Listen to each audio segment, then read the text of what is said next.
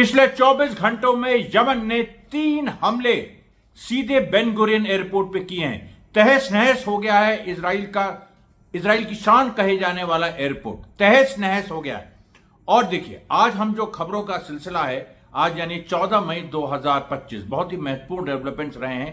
आज हमने जैसे कल 10 खबरें सुनाई फिर उनको एलैबोरेट किया, उसके बजाय आज हम ये कर रहे हैं कि हम एक के बाद एक जो खबरें हैं वो आपको सुनाएंगे और थोड़ा उनको एक्सप्लेन करते चलेंगे। लेकिन हमारी पेस फास्ट रहेगी, आप इसको अंत तक देखिएगा और इसको कमेंट करना मत भूलिएगा। कमेंट देखिए, बहुत मैं बार बार भूल जाता हूं, कमेंट करना मत भूलिएगा। अब देखिए यमन ने जो 3 बार हमले किए, 3 एक के बाद एक मिसाइल गई और तीनों इंटरसेप्ट नहीं हुई। इजराइल कह रहा है पहली वाली इंटरसेप्ट हुई, लेकिन जो वीडियो में दिखाई पड़ रहा है वो साफ दिख रहा है कि तीनों मिसाइल्स जो हैं वो बेन गुरियन एयरपोर्ट के आसपास लगी। और सबसे पहली बार ऐसा हुआ है कि इजराइल ने जो वीडियोस जो इजरायलीज ने खुद लिए उनको उसका पब्लिकेशन इजराइल ने बैन कर दिया। लेकिन फिर यमन के यह्या सारी की प्रेस कॉन्फ्रेंस हो गई। उन्होंने अपनी प्रेस कॉन्फ्रेंस में इस बात को कह दिया कि यमन ने जो मार की है वो अपने मकसद में कामयाब रही। और उन्होंने फिर वीडियो रिलीज किए जो मैंने अपने एक्स पे डाले हैं, जिसमें साफ दिख रहा। अब बताइए, अब वो मतलब कि यमन के लोग कहीं ना कहीं इजराइल में हैं। मतलब अभी तक तो था कि हमास के एजेंट्स तो हैं, ईरान के एजेंट्स हैं, कई पकड़े गए, कई यहूदी पकड़े गए जो ईरान के लिए काम कर रहे थे, इजराइल ने पकड़े। आपको बताया यमन के भी लोग हैं वहां और यमन की सेपरेट इंटेलिजेंस है। और उन लोगों ने वीडियो जो खींच के भेजा है वो जबरदस्त है। उसमें दिखाई पड़ रहा है किस तरह से इजराइल में यमन ने एक के बाद एक मार के अफरा तफरी मचा दी। ये देखिए पूरा जो इजरायली इनविंसिबिलिटी का जो एक ऑरा है वो पूरी तरह से शैटर हो गया, नष्ट हो गया है। 14 मई 2025 की ये बड़ी, क्योंकि कई जगह से इजराइल पे हमले हुए, कई जगह से ट्रंप हमास यमन, अजीब सा मैं आपको और ईरान। तो ये जो एक अजीब सा इक्वेशन आज बना है, मैं अपने उसमें कई बार जो हमारी हेडलाइन जो उसमें हम इंटू करके देते हैं ना, Yemen into Iran into Hamas, इस तरह से आज क्या प्लस ट्रंप कर दें सोच रहे हैं। ये एक नया एक्सपेरिमेंट होगा, क्योंकि क्या है ट्रंप हर रीजन के लिए एक अलग तरह का मैसेज लेके आता है, एक अलग तरह की राजनीति लेके आता है। लेकिन ट्रंप को हमने सबसे पहले समझा है, हमने सबसे पहले पकड़ा। लाख उसके अंदर जो है वो अपने इंटरेस्ट के लिए कर रहा सब कुछ है। लोग कहते हैं कि वो ये सनकी है, ये है, वो है, जो भी है, वो अमेरिका का प्रेसिडेंट है। अभी भी अमेरिका एटलीस्ट ऑन पेपर दुनिया का सबसे शक्तिशाली मुल्क है, उसके बाद चाइना और रशिया। तो खैर वो जो ट्रंप कर रहा है वो अमेरिका की कब्र खुद ही खोद रहा है एक तरह से, यानी अमेरिका की जो एक डोमिनेंट पोजीशन है, और इस नाम पे खोद रहा है कि हम अमेरिका को ग्रेट बना रहे हैं। सबसे इंटरेस्टिंग बात यह, तो इस पे देखिए कोई ट्रंप बुरा कहे उसको अच्छा कहे नहीं, जो है जो फिनोमिना है ट्रंप खुद ही अमेरिका की कब्र खोद रहा है और इस नाम पे कि वो महान बना रहा है उसको। अब देखिए दूसरी खबर जो है वो आज एक वीडियो रिलीज किया हमास ने। 8 मई को जो राफा में हमास ने बड़ा एम्बुश किया था जिसमें इजरायली सोल्जर्स मारे गए थे, उसके बारे में भी आपको बताएंगे। उसके अलावा वेस्ट बैंक के सिंजल में, वेस्ट बैंक के जेनिन में और तुलकरेम में सिंजल जो एक उनका एक्सप्लोजिव डिवाइस है वो हमास ने 2-3 जगह यूज किया, और उसकी हम लास्ट में उसकी चर्चा करेंगे, क्योंकि वेस्ट बैंक में और भी खबरें हैं जो आपको बतानी है। आज देखिए एक चीज और हुई, मोहम्मद सिनवार यह्या सिनवार के भाई पे असैसिनेशन अटेम्प्ट हुआ जो फेल हो गया, जो बिल्कुल सैयद हसन नसरल्ला पे जिस तरीके से बॉम्बिंग हुई थी और एक पूरे बेरूत सबब में भयंकर मतलब हजारों टन बम जो छोड़े गए थे, उसी तरह से लगभग, और पूरे यूरोपियन हॉस्पिटल में करीब 40 से 50 फिलिस्तीनी सिविलियन शहीद हो गए। लेकिन मोहम्मद सिनवार को अभी तक जो खबर है उसमें मोहम्मद सिनवार का अभी बाल विवाह का नहीं हुआ, अभी जो खबर आ रही है। अब मुझको नहीं लगता है कि ये बदलेगा, क्योंकि अगर जरा सा भी ऐसा होता तो वो एक हिंट आ जाती है, लेकिन अभी तक कोई ऐसी चीज नहीं है। इसलिए Mohammed Sinwar is safe and sound and he is fighting. और जैसा कि मैंने बताया कि मई 8 का जो वीडियो रिलीज किया है जो हमास ने, उसमें दिखाई पड़ता है कि जो मोहम्मद सिनवार की प्लानिंग है वो यह्या सिनवार की तरह ही है।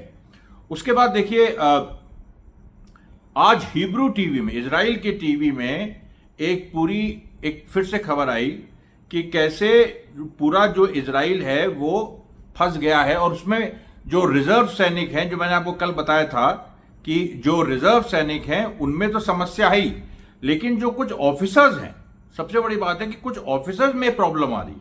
और इसको लेके आज दोबारा एक खबर जनरेट हुई, और जिसमें आर्टिफिशियल इंटेलिजेंस पहली बार हिब्रू टीवी ने यूज की एक अलग तरह से। और मैं सोच रहा हूं मैं भी अपने वीडियोस में आर्टिफिशियल इंटेलिजेंस यूज करूं, इस पर आप अपना सुझाव जरूर से दीजिएगा। अब उसके बाद देखिए, जो भारत में आप तो जानती हैं बीजेपी मंत्री विजय शाह ने जिस तरह से सोफिया कुरैशी पे बात की, मैंने 2 वीडियोस डाले हैं। एक वीडियो तो स्पेशली उसको कंडेम करते हुए, और उसके खिलाफ कोर्ट ने भी एफआईआर का आदेश दे दिया है। और दूसरा भी मैंने एक वीडियो डाला है, 2 डाले हैं कि गिलगित की जो मोदी ने सरेंडर किया, उसकी एक बड़ी वजह ये भी हो सकती है अमेरिका को गिलगित बल्तिस्तान में भारत का हस्तक्षेप नहीं चाहिए, क्योंकि वहां पर रेयर अर्थ मिनरल्स है।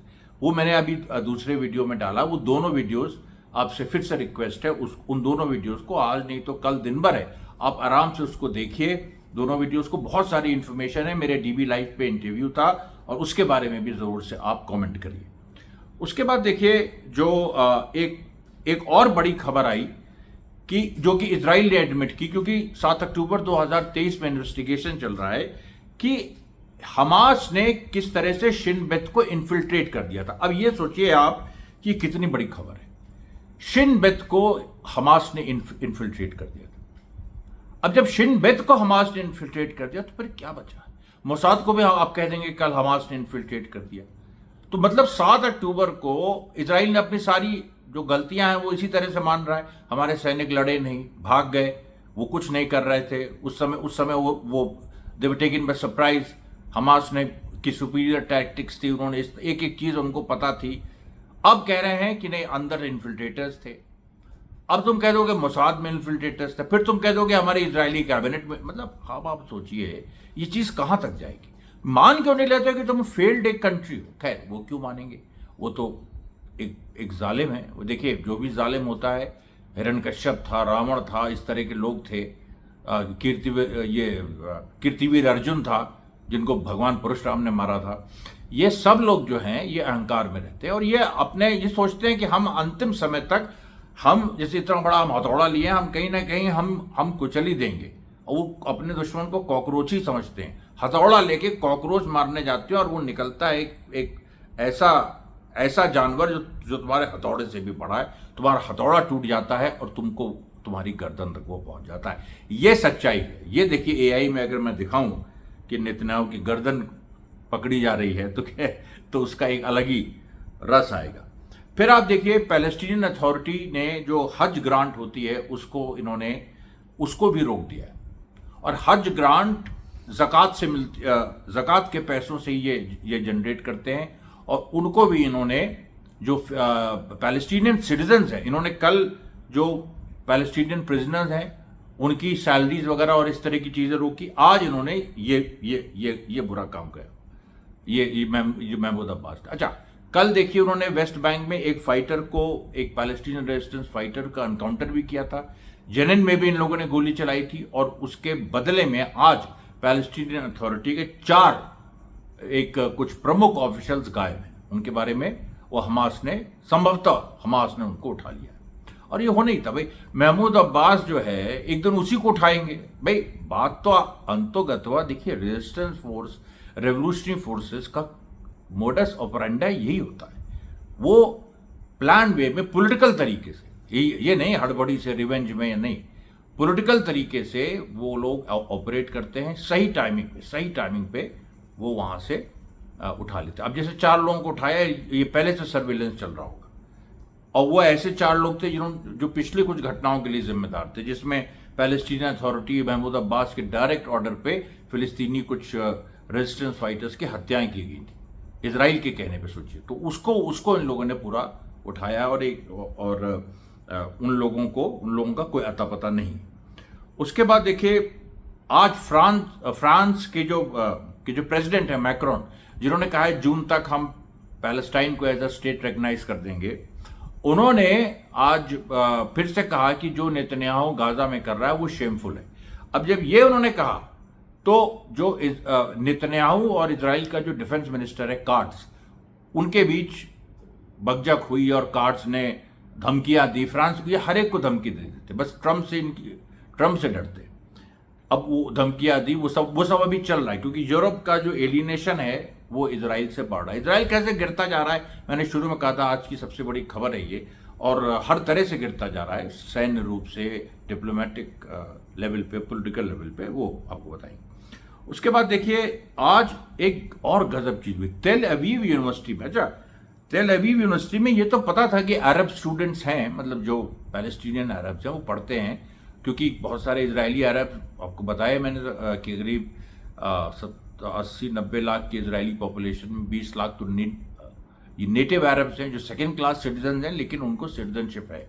तो आज तेल अवीव यूनिवर्सिटी में पहली बार ऐसा हुआ, तेल अवीव यूनिवर्सिटी में जो अरब स्टूडेंट्स थे उन्होंने एक प्रोटेस्ट किया और उन्होंने बाकायदा फिलिस्तीन का जो एक वो जो अंगोछा है, जो किफाया है, वो बिल्कुल पहन के उन्होंने किया। और ये बड़ा ज़बरदस्त एक मतलब एक डिमॉन्स्ट्रेशन था, और इसके लिए करेज चाहिए, क्योंकि इसमें अब इसके बाद इन पे दमन होगा, लेकिन उसके लिए ये लोग पूरी तरह से तैयार है। अब अच्छा, और फिर देखिए एक इजरायली सैनिक इगोर पीबनेव, जिसके बारे में यह कहा जा रहा था कि इसने हमास के कई लोगों को मारा है, आज उसने खुद अपने को गोली मार ली। ये है ये इजराइल की अंदरूनी स्थिति है। फिर आप देखिए ट्रंप, अब ट्रंप का जो सऊदी अरब का दौरा है वो इतना इंटरेस्टिंग हो रहा है, 142 बिलियन डॉलर की डील तय हुई है। कल मैंने आपको बताया था कि कॉफी उसने जो कॉफी उसको ऑफर हुई उसने पीने से मना कर दिया, जिसको लेके एक ये हुआ कि कोई भी अरब्स का गेस्ट हो कॉफी, अरेबियन कॉफी रिफ्यूज कर दे तो वो एक इंसल्ट माना जाता है। खैर, तो उस पर मोहम्मद बिन सलमान कुछ नहीं बोले। उसके बाद ट्रंप जो है वो सीरिया के लीडर जुलानी से मिले, अल-शरा से। और सबसे मजेदार बात, आज 14 मई 2025 को ट्रंप अल-शरा से मिले हैं जुलानी से, और उन्होंने क्या कहा उसके बारे में बताएंगे भी। आज से ठीक 20 साल पहले 14 मई 2005 को अल-शरा को अमेरिका ने अरेस्ट किया था, और उस समय उसका दूसरा नाम था, उसकी दूसरी आइडेंटिटी थी। लेकिन आज ही 14 मई 2005 को 20 साल पहले अमेरिका ने अरेस्ट किया था, और आज ट्रंप मिले। और ट्रंप ने मिलकर यह कहा है कि वो बड़ा he is a tough guy, बड़ा मतलब स्ट्रांग, ये सब। जैसे ट्रंप का एक अपना रहता है ना, उसको हर जगह वाइल्ड वेस्ट के हीरोज दिखाई पड़ते। लेकिन अब यह है कि ट्रंप को यमन में भी वाइल्ड वेस्ट के हीरोज दिखाई पड़ गए, मतलब पड़ गए। हमास में भी उसको दिख गए। हमास को हालांकि वो खुल के प्रेज नहीं करता है, लेकिन उसके लोग बोलते हैं कि हमास की ब्रेवरी के बारे में, तो वो भी पहलू है। अच्छा, अब यहां पर देखिए आज एक बड़ी अजीब सी बात ट्रंप ने कही। ट्रंप ने कहा कि नेतन्याहू को यह समझ लेना चाहिए कि ईरान अलेक्जेंडर को जो छुड़ाया गया है वो हमने छुड़ाया। और सही बात है, हमास से सीधे डील हुई। मैंने पूरी प्रोसेस आपको बताई थी, किस प्रोसेस से ये इतना बड़ा काम हुआ। और उसके बाद ट्रंप ने कहा कि मैं सैंक्शन सारे हटा दूंगा। अब सैंक्शन हटाने का क्या मतलब, किस पे हटा दो? सैंक्शंस तो सीरिया पे जो वेस्ट ने लगाए हैं, या उसकी बात कर रहा है ट्रंप, या फिर वो गाजा में एड की बात कर रहा है? ये भी एक बड़ी बात है, क्योंकि ट्रंप जो है वो ऐसी भाषा जब इस्तेमाल करता है जो दो जगह लागू हो सके, तो उसमें उसका मतलब एक्चुअली दोहरा होता है, और ये पहले सिद्ध हो चुका है। तो अब गाजा को लेके कोई बड़ी एक चीज हो सकती है, क्योंकि सऊदी अरेबिया में जो ट्रंप गया, वहां पर जो ये था कि अब्राहम अकॉर्ड्स में सऊदी अरेबिया को वो कहेगा इजराइल के साथ नॉर्मलाइज करो रिश्ते, उस पर कोई बात नहीं, क्योंकि सऊदी अरेबिया ने कह दिया कि भाई जब तक पैलेस्टाइन का स्टेट रिकग्नाइज नहीं करोगे हम नहीं कर सकते। उसने डीलिंग कर दी, उसने कहा ठीक है, नहीं, अपनी डील करके आ गया 142 बिलियन डॉलर की, इसमें हथियारों का आदान प्रदान और तमाम चीज़ें। फिर कतार के अमीर को भी थैंक्स कहा, क्योंकि इसके बाद दोहा, ट्रंप दोहा भी गए हैं, अभी हैं वो, अभी वहाँ वेस्ट एशिया मिडिल ईस्ट में अभी हैं, दोहा भी गए, वहाँ पर कतार के अमीर को उन्होंने धन्यवाद कहा।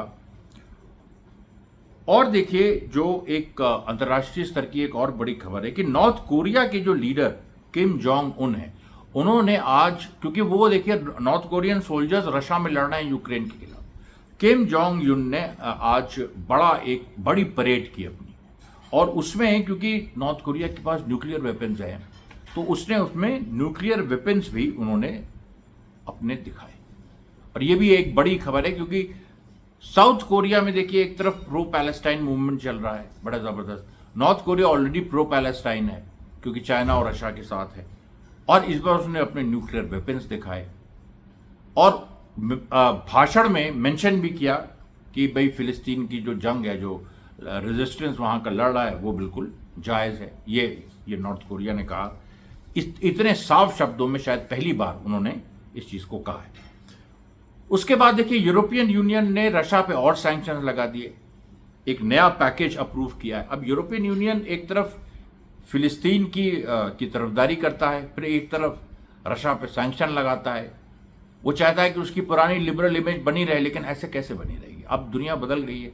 दुनिया में आपने देखा भारत और पाकिस्तान मसले पे क्या हुआ, उस पर देखिए बड़ा वीडियो आ रहा है जिसमें हम सारी सच्चाई खोल के रख देंगे। अभी जो यहाँ पर जो बात है, जो पूरे मतलब वेस्ट एशिया से लेके जो रशियन फ्रंट तक की बात है, उसमें यूरोपियन यूनियन ने रशिया पे और सैंक्शंस लगाए और रशिया ने कह दिया कि हम तो इनके आदी हैं। अच्छा, उधर हंगरी और यूक्रेन में एक युद्ध जैसी स्थिति बनती जा रही है।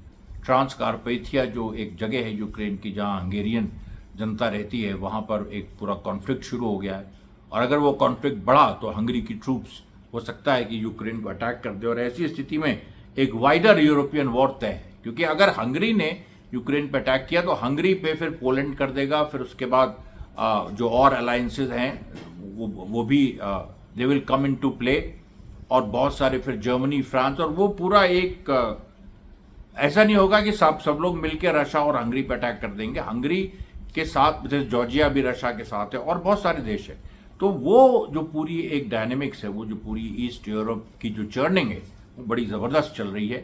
तो वेस्ट एशिया, ईस्ट यूरोप और साउथ एशिया, ये तीनों आप देखिए जो कॉन्फ्लिक्ट जोन्स हैं इस समय, यहाँ पर एक नए तरह का अलाइनमेंट, रीअलाइनमेंट हो रहा है। उसके बाद देखिए ईरान के बारे में कुछ आज ट्रंप ने वहाँ सऊदी अरेबिया में कहा कि देखिए सऊदी अरेबिया हमारी मदद से कितना आगे बढ़ गया है, ईरान को इसी रास्ते पे चलना चाहिए। ईरान अभी सैंक्शन फेस कर रहा है, वो बड़ी बुरी हालत है उसकी। अब इसके जवाब में ईरान के फॉरेन मिनिस्टर अराक्ची ने तुरंत स्टेटमेंट दिया। उन्होंने कहा कि ट्रंप से एक वो है कि तुम आके ईरान की जो इकोनॉमी है और ईरान में जो लाइफस्टाइल लोग जीते हैं उसको आके देख लो। ठीक है, उनकी करेंसी एक काफ़ी मतलब एज कंपेयर टू डॉलर वो काफ़ी फ्री फॉल में है, काफ़ी गिरी है, सब कुछ हुआ है। लेकिन फिर ईरान ने कुछ ऐसे इकोनॉमिक इनोवेटिव मेजर्स भी लिए हैं कि उसने डॉलर से बहुत सारी चीज़ें डीलिंग कर दी हैं। और जब डॉलर से उसने डीलिंग की है तो बाकी जो करेंसीज हैं उनसे वो ट्रेड करता है, सीधे सीधे बार्टर भी कर लेता है, कई बार भारत से जैसे था। तो ये जो सारी ईरान के इनोवेशंस हैं, इससे ईरान की इकोनॉमी मजबूत हुई है, और ये चीज़ इन्होंने खुद अराक्ची ने उनसे कहा ट्रंप से इस बात को। उसके बाद देखिए आज एक आजिम देवजी, एक बहुत ही प्रोमिनेंट ये टंजानिया जो अफ्रीका का देश है बड़ा महत्वपूर्ण, उसके बिजनेसमैन, एक अफ्रीकन समिट हुआ, उसमें उन्होंने कहा कि Africa should look towards the east not towards the west. यानी उसको अमेरिका और यूरोप की तरफ नहीं देखना चाहिए, उसको ईरान, रशिया और चाइना की तरफ देखना चाहिए। और अफ्रीका में आप जानते हैं बड़ा ज़बरदस्त इस समय एक तरफ अमेरिका, इजराइल और यूरोप का पूरा इन्वेस्टमेंट भी लगा है, सब कुछ लगा है, उधर चाइना, रशिया, इसका भी इन्वेस्टमेंट लगा है। और अफ्रीका नेक्स्ट जो है वो बहुत बड़ा फ्लैश पॉइंट बनने वाला है, बहुत बड़ा कॉन्फ्लिक्ट जोन ऑलरेडी है, मतलब हर देश में उसमें कोई ना कोई लड़ाई हो रही है, लेकिन एक बड़े लेवल पे जहाँ बिग पावर्स इन्वॉल्व हों वो वाली स्थिति भी अफ्रीका में आती दिखाई पड़ रही। उसके बाद देखिए और एक बड़ी खबर आई है कि करीब 40% इजरायली सिटीजन, ये मुझे नहीं पता था, 40% Israeli citizen, Israel 40% they want to leave Israel. Israel को वो छोड़ना चाहते हैं। और वजह क्या है? वजह उसकी उन्होंने कहा है कि एक तो पोलराइजेशन, जो रिलीजियस और सेकुलर जायनिस्ट हैं दोनों ही गलत हैं, लेकिन दोनों के बीच का आपसी पोलराइजेशन, उसके साथ उनकी लाइफ जो है इस लड़ाई के चलते लाइफस्टाइल गिरी, जो जिस तरीके की, क्योंकि भाई इजराइल का पर कैपिटा इनकम बहुत हाई है, $40,000 तक है, मतलब ऑलमोस्ट $35,000 to $40,000, बहुत हाई, चाइना से भी ज़्यादा है सब। तो वहाँ की एक स्टैंडर्ड ऑफ लिविंग भी है। अब वो सब चीज़ें यमन के हमलों से, हिजबुल्लाह के पहले जो हिजबुल्लाह हमले कर रहा था, हमास ने सब ध्वस्ती कर दिया। हमास अभी भी रॉकेट मार रहा है। आज भी एक चीज़ मैं बताना भूल गया, यमन ने जब रॉकेट मारे तो हमास ने भी रॉकेट्स मारे, और बड़े ज़बरदस्त, जो मतलब हमास ने सिदरोत, जो गाजा से लगा हुआ इजरायली सेटलमेंट है, वहाँ मारा। तो इन सारी चीज़ों को देखते हुए एक वहाँ पर पलायन जैसी एक स्थिति, पलायन जैसी मानसिकता वहाँ पर बन रही है। उसके बाद देखिए, जो हार्वर्ड यूनिवर्सिटी की जो ट्रम्प से लड़ाई चल रही है वो और एस्केलेट हो रही है। हार्वर्ड यूनिवर्सिटी ने ट्रम्प से कह दिया है कि हम किसी भी अपने स्टूडेंट को एक्सपेल नहीं करेंगे तुम्हारे कहने पे, हमारी अपनी प्रक्रिया है, उसके हिसाब से जो होगा हम उस तरह से करेंगे। उसके बाद देखिए, जो मैंने आपको बताया था, जो 8 मई 2025 की जो घटना राफा की है, जिसमें इजरायली सोल्जर्स मारे गए थे, जिसका वीडियो आया है, और मैंने बताया था आपको कि मोहम्मद सिनवार की प्लानिंग कैसे यहिया सिनवार की तरह है। उसमें आप देखिए तो उस वीडियो में, वो मैंने जारी नहीं किया, कल करूँगा, एक्स और टेलीग्राम दोनों पे। उस वीडियो में पूरा एक जो जिस तरह से यहिया सिनवार एक एक्सेस बनाते थे, एक्सेस मतलब जैसे एक 90 degree axes, 180 degree axes, 35 degree, मतलब पूरा एक जो ज्योमेट्री के हिसाब से वो जैसे वॉर फील्ड को वो बांटते थे। यहाँ पर एक एंगल बनाते थे, यहाँ से इजरायली आएंगे, इस एंगल में घुसेंगे तो यहाँ हमास के फाइटर्स रहेंगे। बिल्कुल उसी तरह से मोहम्मद सिनवार कर रहे हैं। और मोहम्मद सिनवार में एक बात और है कि वो सीधे सीधे, जो जैसे ये था कि भाई सीधे वो आके लड़ने आ जाएं, उस तरह की अभी दूसरी टैक्टिक्स भी हमास ने अपना ली, कई दिनों से मैं आपको बता रहा हूँ। तो ये जो एक ज्योग्राफिकल एक सिनारियो और स्केचेस खींच के जो मिलिट्री प्लान हमास बना रहा है, और वो भी, और वो जो तरीका है, अब बहुत बड़ी, अब जैसे पूरे यूरोप में लड़ाई चल रही तो उसका एक अलग, उसमें ये नहीं चलेगा। लेकिन अगर 45 किलोमीटर की स्ट्रिप में लड़ाई चल रही है, जैसे गाजा है, तो उसमें तो ये बहुत अच्छा काम करेगा, क्योंकि आप छोटी छोटी जगहों पर ट्रैप करेंगे सोल्जर्स को, अगर आपने उसको ज्योमेट्री के हिसाब से उसकी और उसके एंगल्स वगैरह आपने वर्कआउट किए हर जगह के। तो ये देखिए बहुत ही साइंटिफिक तरीके से ये काम हो रहा है।